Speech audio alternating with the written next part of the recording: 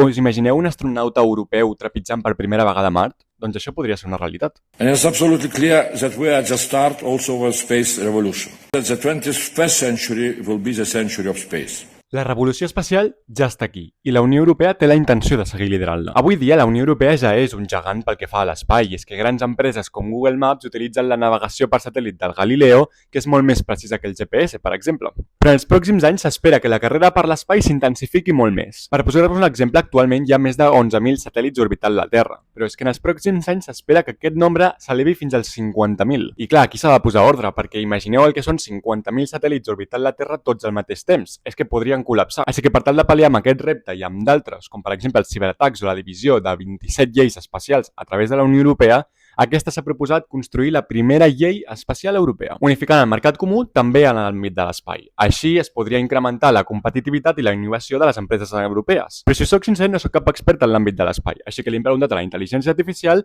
com podria revolucionar aquesta llei al camp de l'espai a la Unió Europea i a tot el món. I m'ha donat un total de 5 resultats. Queda't perquè l'últim és el més especial. Primer de tot, la Unió Europea podria convertir-se en un líder global, competint fins i tot amb Rússia, amb la Xina o amb els Estats Units. Això li donaria veu i força en el sistema internacional. La llei, a l'unificar la legislació en l'àmbit espacial, afavorirà la innovació i la competitivitat de les empreses europees. Especialment les startups i les pimes podran créixer fàcilment a través de les fronteres de la Unió, el que conduirà a un augment en la inversió i en la innovació en les tecnologies espacials. Us imagineu un astronauta europeu trepitjant per primera vegada Mart? Doncs això podria ser una realitat. I en una Europa cada vegada més susceptible de ciberatacs, aquesta nova llei enfortirà les mesures de ciberseguretat per protegir les infraestructures europees. I no ens oblidem del medi ambient. Aquesta llei també posa èmfasi en la sostenibilitat ambiental. I és que, siguem clars, llançar un coet a l'espai comporta molts riscos ambientals. I per últim, i el que jo crec més important, són els beneficis per a la ciutadania. I és que aquesta nova llei no només pretén llançar més coets a l'espai o explorar el sistema solar, també és una via per beneficiar directament els ciutadans europeus. Des de les comunicacions i la navegació fins a la monitorització del clima